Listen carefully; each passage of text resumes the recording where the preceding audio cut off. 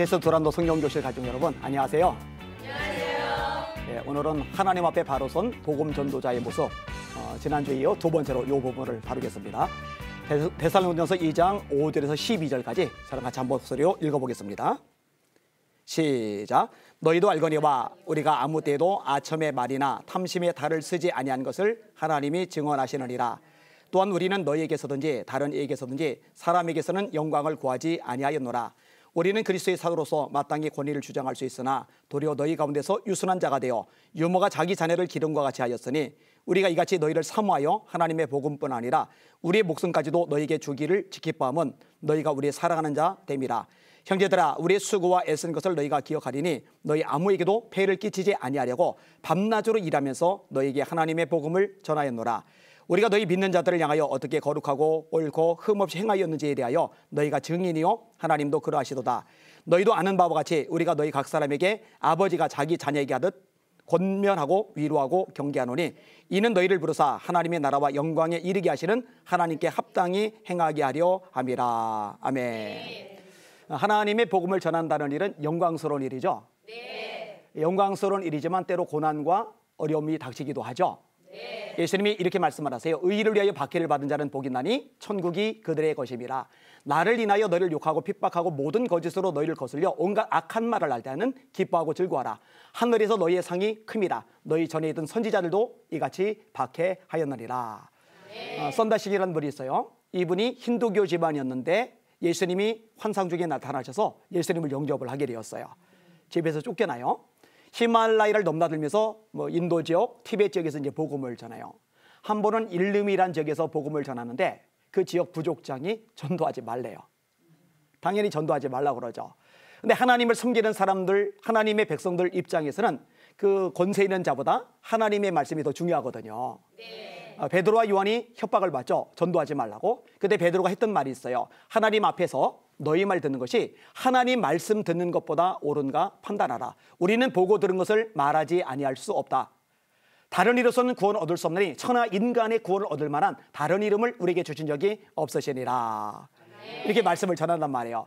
자, 이 베드로와 요한이 교회에 들어와서 공동체에 보고를 해요. 그러니까 성도들이 겁을 집어먹고 이제 전도하지 말아야지 이러는 게 아니라 통성으로 기도를 합니다. 주여, 이제도 저희 위협함을 굽어보셨고 종들로 담대히 하나님의 말씀을 전하게 하시오며 손을 내밀어 병을 낫게 하시고 표적과 기사가 거룩한 종 예수의 이름으로 이루어지게 하옵소서. 빌기를 다음에 모인 곳이 진도가더니 무리가 다 성령이 충만하여 하나님의 말씀을 전하리라. 네. 협박을 받고 왔는데 그 얘기를 들었더니 나가서 더 열심히 전도를 해요. 왜? 하나님의 말씀이니까. 썬다식도 마찬가지예요. 부족장은 전도하지 말라고 하지만 하나님은 복음을 전하라고 하시니까 전도를 해요. 부족장이 화가 난 거예요. 저는 가둬라. 갇혔어요. 그럼 언제 풀려날지 모르니 겁먹고 풀 죽어 있고 맥이 빠져 있어야 되는데 안에서 찬송을 불러요. 그리고 열린 창 사이로 사람들이 지나가는 소리가 들리면은 거기다가 또 전도를 하는 거예요. 그리고 부족장이 진짜 화가 머리 끝까지 나요. 썬다싱을 끄지 못해요. 널판지에다 묶어놔요. 햇볕에 말려 죽인다고. 그리 부족원들이 양동에다가 뭐를 잔뜩 들고 와서 썬다싱의 몸에 쏟아붓는데 산 거머리 있대. 그러니 막 빨아들여서 피를 쏟아내는데 온몸이 나병 환자처럼 아주 흉측해져요. 부족원들이 끔찍스럽게 생각하고 놀라서 도망갈 만큼. 근데 그 와중에도 찬양과 전도가 끊이질 않아요. 이 광경을 본 부족원들이 생각을 하는 거예요. 이건 뭔가 있다. 예수 믿는 사람이 생겨요. 그리고 그들이 밤에 몰래 풀어줘요. 그리고 다시 다른 지역에 가서 복음을 전해요. 이게 복음 전하는 사람들의 삶의 모습을 잘 보여주고 있거든요. 초대교회 성도들도 그렇고 바울 사도도 그렇고 다른 사도들 역시 마찬가지고요. 우리도 이런 모습을 본받아야 할 것입니다. 오늘 본문에도 우리가 4가지 특징이 나오는데 첫 번째 특징은 뭐냐? 아첨의 말이나 탐심의 탈을 쓰지 않았다. 여러분, 아첨의 말을 언제 하죠? 이득을 얻으려고 할 때. 그래서 아첨의 말과 탐심의 탈은 세트로 묶여져 있어요. 여러분, 예수님이요, 이 탐심에 대해서 경계를 강력하게 하셔요. 삼가 모든 탐심을 물리치라. 어떤 건 괜찮고 어떤 거는 틀렸고 어떤 건 봐줄만 하고 어떤 건 안 되고가 아니라 모든 탐심. 모든 탐심을 물리치라. 사람의 생명이 그 소유에 넉넉한 데 있지 아니하리라. 예수님의 씨 뿌리는 비유 가운데 가시떨기가 있죠. 씨가 자라요. 그런데 가시떨기가 기후를 막아서 열매까지 못 가요. 주님이 찾으신 건 열매인데 왜 열매까지 못 갔느냐? 가시떨기 때문에. 그럼 이 가시떨기는 뭐냐? 두 가지인데 하나는 재리의 유혹, 하나는 생활의 염려. 재리의 유혹이 바로 이 탐심하고 연결이 되어지는 거예요. 우리 예수님은요, 사람의 심령을 꿰뚫어 보시죠. 그러니까 진짜 우상이 바알이 아닌 걸 알아요. 아세라가 아닌 걸 알아요. 제우스가 아니에요. 헤라가 아니에요. 헤르메스가 아니에요. 진짜 사람들의 우상은 돈이에요. 그래서 너희가 하나님과 바알을 겸하여 섬길 수 없다 이렇게 말씀 안 하세요. 하나님과 아세라를 겸하여 섬길 수 없다. 몰렉을, 밀곰을 겸하여 섬길 수 없다 이런 말씀 안 하세요. 너희가 하나님과 재물을 겸하여 섬길 수 없다 이렇게 말씀하셔요. 이런 바울 사도도 이 탐욕에 대해서 굉장히 경계를 많이 해요. 사실 많은 사람들이 별로 좋아하지 않을 만한 메시지가 디모데전서 6장에 줄줄이 나와요. 이렇게 말씀합니다. 우리가 세상에 올 때 아무것도 가지고 온 것이 없으며 또한 아무것도 가지고 가지 못하리니 먹을 것과 입을 것이 있은즉 족한 줄로 알 것이니라. 여러분 어제 동안 하루 동안 한 끼도 못 먹으신 분들 없죠? 한 끼 뭐 드셨죠? 네. 혹시 오늘도 드셨어요? 네. 그리고 옷 입고 계시죠? 네. 다 입고 계시네, 그죠? 근데 바울이 뭐라느냐? 먹을 것과 입을 것이 있은즉 족한 줄로 알 것이래요. 근데 만족 안 되죠? 예, 하나님의 말씀이 하나님의 말씀.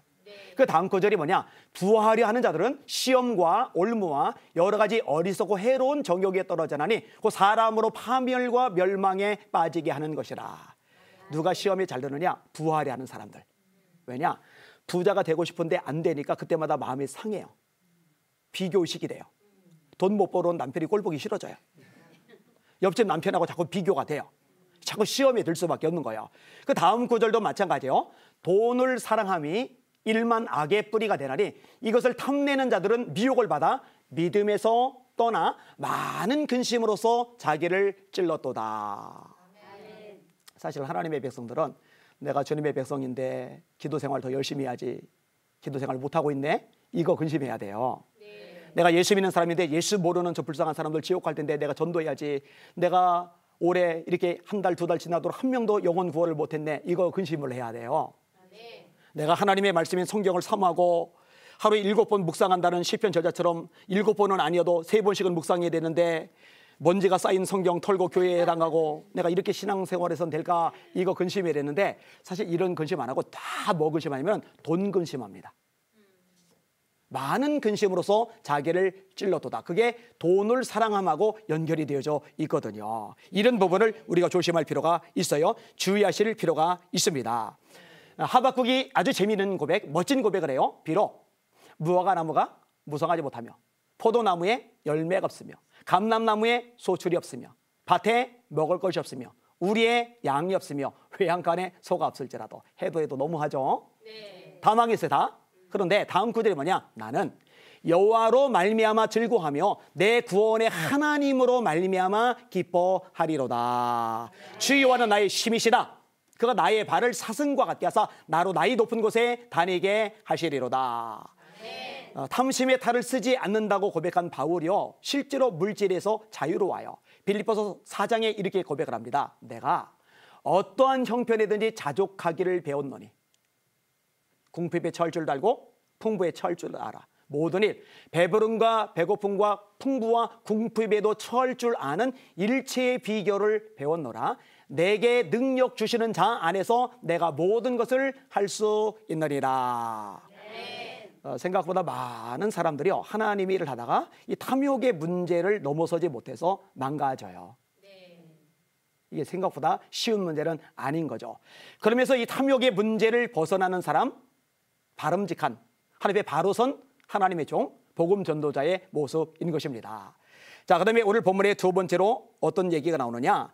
목숨까지도 내주기를 기뻐한다, 이렇게 얘기를 해요. 보니까 바울 사도가 고백을 하는데 나 사람의 영광을 구하지 않아. 그러니까 사람에게 뭔가 얻을 생각, 관심 없는 거예요. 오히려 내가 유모처럼 너희를 대하고 있어. 유모는 뭐예요? 어머니를 대신하는 역할이 유모죠. 어머니가 갓난아기를 보살피면서 요놈이 조금 지나면은 나 밥 좀 차려주겠지, 요놈이 조금 지나면 나 용돈도 주겠지, 요놈이 조금 지나면은 나 집도 한 채 사주겠지, 요놈이 조금 지나면은 나 뒷바라지 다 해주겠지, 그 생각 안 해요. 그냥 무조건적으로 헌신하고 사랑하고 베풀고 보도만 않잖아요. 유모가 자녀를 기름같이 내가 너희를 그렇게 대했다. 그리고 내가 내 목숨까지 너희에게 주기를 기뻐한다. 왜냐하면 너희가 우리의 사랑하는 자가 되기 때문이다. 이렇게 얘기를 해요. 복음 전도자의 아주 멋진 모습이죠. 영혼들을 위해서, 백성들을 위해서, 사람들을 위해서 자기 목숨까지도 기꺼이 내어주는 거죠. 이런 모습이 주님이 기뻐하시는 삶의 모습인 겁니다. 여러분, 하나님이요, 이스라엘 백성들이 죄악 때문에 진노하셨어요. 진멸하신대요. 이때 모세가 이렇게 기도를 합니다. 하나님, 내 이 백성을 진멸하시려면 내 이름을 기록한 책에서 지워버려 주세요. 이놈의 백성들은 툭하면 덤벼들어요. 툭하면 욕해요. 툭하면 원망해요. 툭하면 불평해요. 심지어는 툭하면 갈아치운대요. 모세 갈아치우고 새로운 장관 세우고 애굽으로 돌아간대요. 상상을 해봤어요. 우리 게 성도들이 툭하면 담임 목사 갈아치운다고, 저 내보내고 다른 목사님 청빙한다고 이런다고 생각해봐요. 얼마나 그 상처가 되고 마음이 상하고 배신감 느끼겠어요. 애굽의 부귀영화 좋은 거 다 버리고 백성과 함께 고난을 당하는데, 근데 이렇게 배은망덕한 백성들, 그들을 심판하시려는 하나님을 가로막고 하나님 용서해 주세요. 이를 진멸하시려면 제 이름도 기록한 책에서 지워버려 주세요. 목숨까지도 내어줄 만큼 맡긴 영혼들을 사랑하는 거죠. 이게 하나님의 종에 마땅한 모습입니다. 자, 그다음에 세 번째 모습이 있는데요. 자기의 삶을 거룩하게 지키는 거예요. 오늘 본문에 보니까 우리가 너희 믿는 자들 향하여 어떻게 거룩하고 옳고 흠없이 행하였는지에 대하여 너희가 증인이요 하나님도 그러하시도다. 여러분, 하나님의 말씀을 전하는 복음 전도자들이요, 목회자든 성도든 예수 전하는 사람들이요, 삶이 예를 들어 개판 5분 전이다. 그러면 그들이 전하는 메시지 자체가 빛을 잃어요. 너나 똑바로 믿어라. 너 교회 다니는 놈이 더 흉악한데 뭐하러 교회 가냐, 이렇게 나오는 거예요. 그러니까 우리가 전하는 메시지가 빛을 발하려면 메시지를 전하는 사람 자체가 빛을 발해야 되는 거예요. 그 핵심에 거룩이 있는 거죠. 이 거룩은 성경에서 굉장히 중요한 개념이에요. 제가 성경을 계속 반복적으로 읽다가 어떨 때는 어떤 메시지가 확 가슴에 이렇게 부딪혀 들어오는데, 어느 날 이 거룩이라는 주제가 가슴에 확 부딪혀 들어왔어요.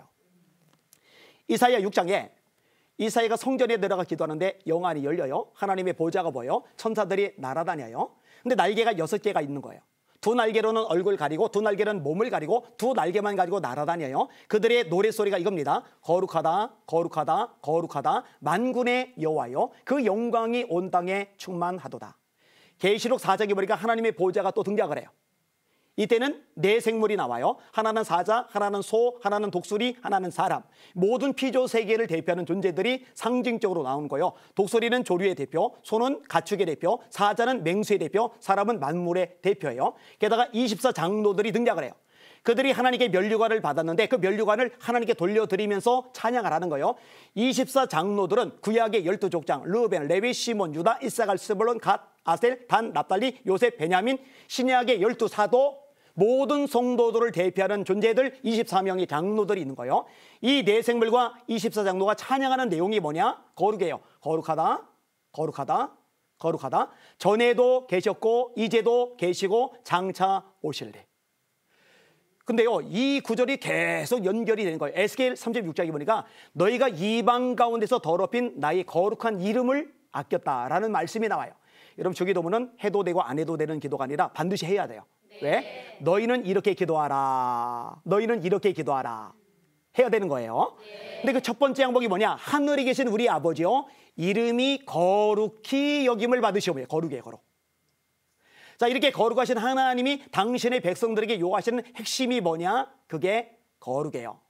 너희를 부르심은 부정하게 하심이 아니요 거룩하게 하심이니, 그러므로 이를 저버리는 자는 사람을 저버림이 아니요 너희에게 그의 성령을 주신 하나님을 저버림이리라. 너희가 하나님의 성전인 것과 하나님의 성령이 너희 안에 거하시는 것을 알지 못하느냐? 하나님의 성전은 거룩하니 너희도 그러하니라. 누구든지 하나님의 성전을 더럽히면 하나님이 그 사람을 멸하시리라. 베드로전서 1장에 이렇게 말씀합니다. 오직 너희를 부르신 거룩한 자처럼 너희도 모든 행실에 거룩한 자가 되라. 기록하였으되 내가 거룩하니 너희도 거룩할지어다 하셨느니라. 데살로니가서 1장, 2장 계속 공부해 가는데 이게 4장에 넘어가면서 또 반복이 돼요. 4장 3절에 하나님의 뜻은 이것이니 너희의 거룩함이라. 디모데에서도 나와요. 큰 집에는 금그릇, 은그릇뿐만 아니라 동그릇과 질그릇도 있어 귀 쓰는 것도 있고 천이 쓰는 것도 있나니 그러므로 이런 것에서 자기를 깨끗하게 하면은 거룩하고 나오는 거예요. 그러니까 이 거룩은 신앙인의 핵심이다. 그러니까 예수 믿으면서 교회 생활하면서 다른 잡동사니 얻으려고 차지하려고 애를 쓰고 발버둥칠 게 아니라 하나님 앞에 내가 거룩한 사람이 되기를 힘쓰시는 저와 여러분이 되셔야 합니다. 아멘. 여호수아가요, 백성들 건너고 요단강을 건너가야 돼요. 그런데 모맥을 거둔 시기는 수위가 높아요. 물살이 빨라요. 근데 다리가 없죠. 뗏목이 없죠. 배가 없죠. 수영 못해요. 430년 동안 애굽에서 벽돌 구웠고 40년간 광야를 지나갔기 때문에 총 470년 동안 문화체육센터 수영장에 가본 적이 한 번도 없어요. 이거는 하나님의 역사와 기적이 아니고는 불가능한 일이에요. 요단강을 하나님이 갈라주는 것 외에는 방법이 없어요. 이때 여호수아가 지혜롭게 백성들에게 요청을 해요. 너희는 스스로를 성결하게 하라.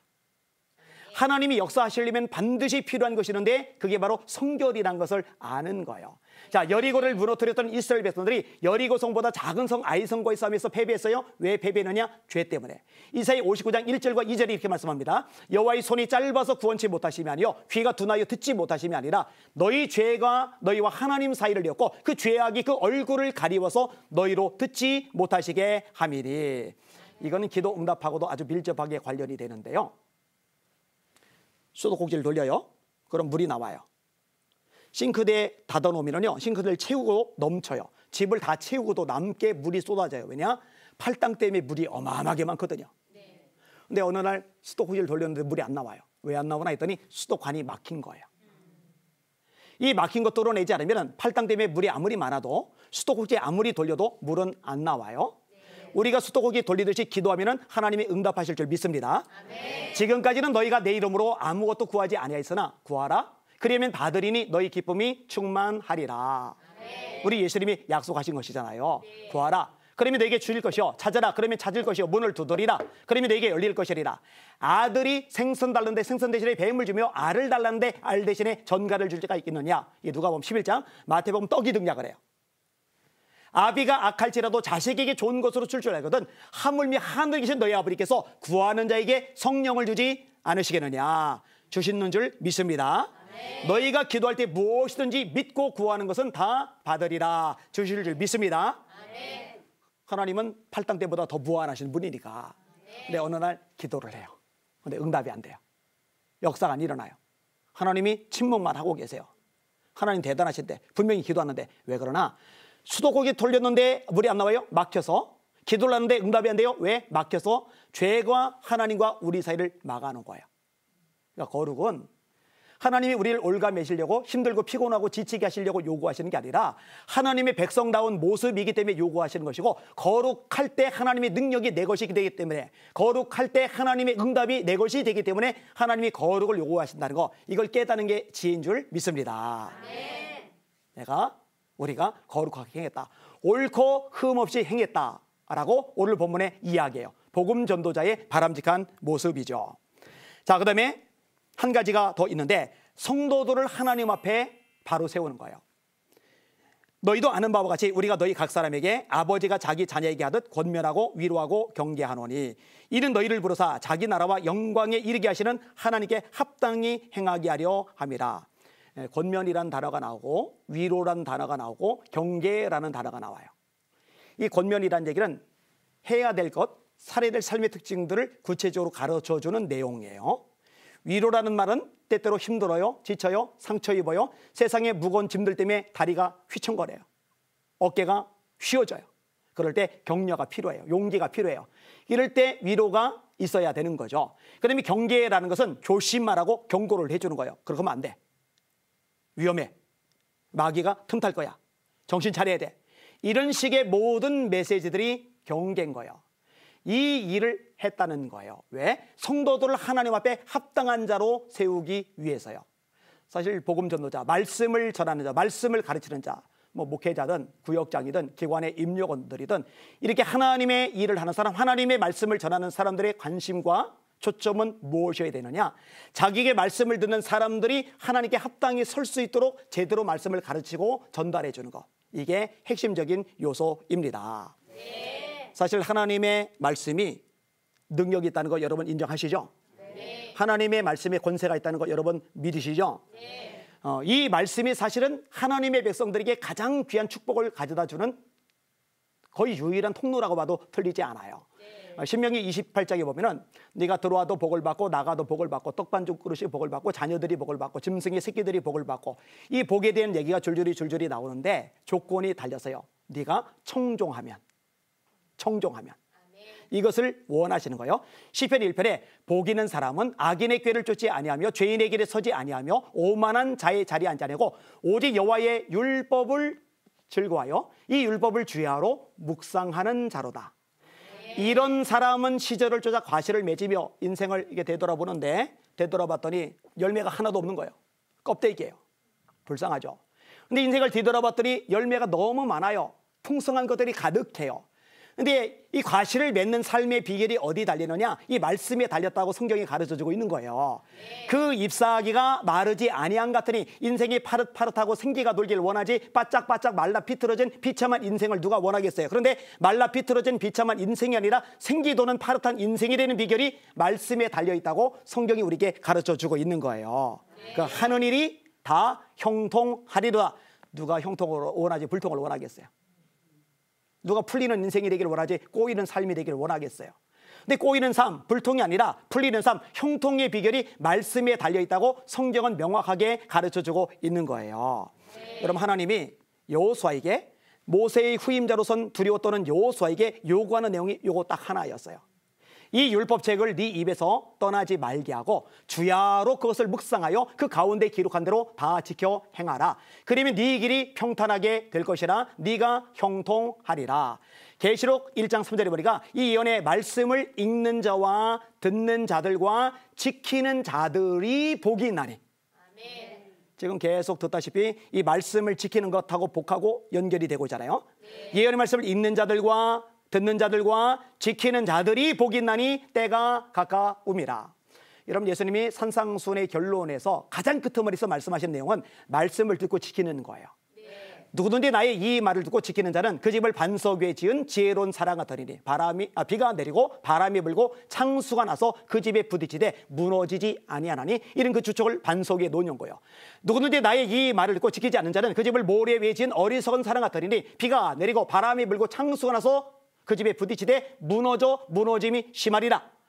위기를 만났다고 사람 때문에 힘들다고 문제 때문에 고통스럽다고 장애물 때문에 마음이 상한다고 수많은 사건과 사인이 생겼다고 신앙이 무너지고 헷갈리고 허우적거리는 게 아니라 말씀을 지키는 삶의 흔적이 없었기 때문에 결정적일 때 무너지는 것이고 아무리 환난, 시련, 고통, 시련, 아픔 문제들이 닥쳐온다 할지라도 말씀을 순종하고 지키는 삶이 있었던 사람은 절대로 무너지지 않는다. 이게 예수님의 가르침, 그 가르침의 핵심 결론입니다. 그러니까 복음 전하는 자들의 아주 중요한 특징이 뭐냐? 중요한 모습이 뭐냐? 성도들에게 하나님의 말씀을 제대로 가르쳐서 그 말씀을 지키도록 해주는 것. 그래서 하나님께 합당히 서도록 해주는 것. 여기에 초점을 맞추고 자기의 전 생애를 전 존재를 거는 사역자가 진짜 하나님의 종, 진짜 복음 전도자이다 라고 오늘 본문에서 가르쳐주고 계시는 겁니다. 자, 4가지를 말씀드렸어요. 아첨의 말이나 탐심의 탈을 쓰지 않았다.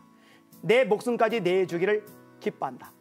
그리고 자신의 삶을 거룩하게 지켜나간다. 성도들을 하나님의 말씀으로 세워서 하나님의 합당한 존재로 서게 만들어준다.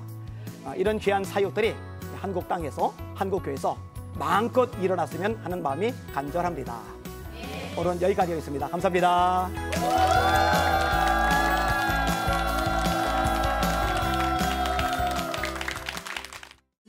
이 프로그램은 CTS 방송가족의 사랑과 후원으로 제작되었습니다. 후원전화 02-6333-1003번, ARS 060-808-1004번으로 전화주세요.